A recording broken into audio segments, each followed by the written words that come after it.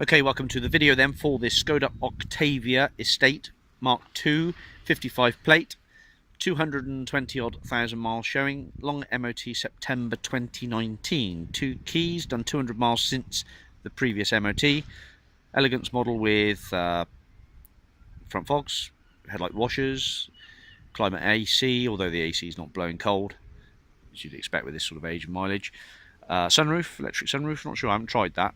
Not always reluctant to open the sunroof just in case it won't close again. All the tyres are good, locking wheel nuts present, tyres are all above 50%, I think some are about 80% to go, it's got plenty of wear to go. Rear calipers look like they've been replaced recently, both sides on the rear with new pads, although there's no bill in there. Guy said he had it serviced when he had it MOT'd. There is a service book and the owner's manuals are present. In fact, it's quite a complete car, but it does have this problem with basically the engine cuts out.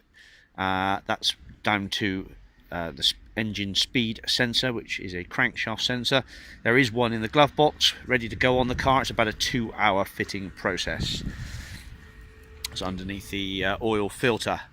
So anyway, yeah, long MOT. You've just got to spend what, £100 thereabouts, maybe a bit more, depending on who you go to, for the speed sensor, crankshaft sensor to be fitted.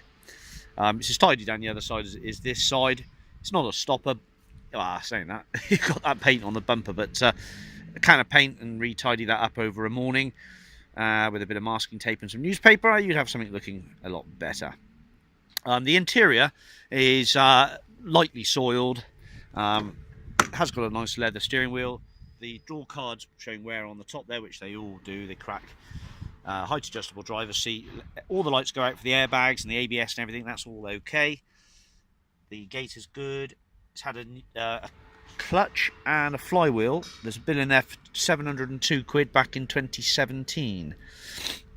Carpet mat's worn a fair bit, but the pedal rubbers are all good. If you want a tool, you know, a workhorse, winter hack, this isn't too bad. Oh, the light assembly's missing out of the roof there, but all the ones at the front are okay. Might be in the car here somewhere, you never know. Yeah, it's various bits of trim and stuff, just a little bit battered, but nothing to worry about too much. The engine sounds great. I'll just fire her up. You can see that she's only done about 200 miles since the MOT's been done. The clutch feels great. There you go, she starts up. There's over half a tank of diesel in there. That's 40 quid's worth of diesel easily, isn't it? The engine sounds sweet. That's the locking wheel nut. There's the blower, all working fine.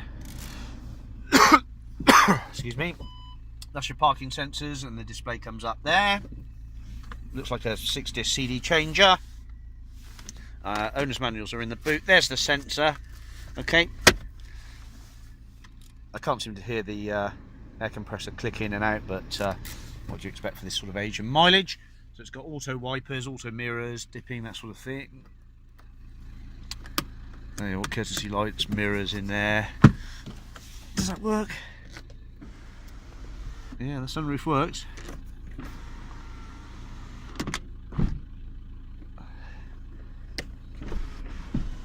Yeah, it's operational.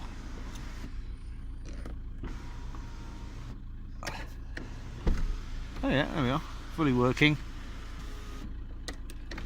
This is when it doesn't go back and I'm stuck with a car with the sunroof closed, open. Is working, that's all good. Okay, great stuff. Cubby holes, plastics, you know.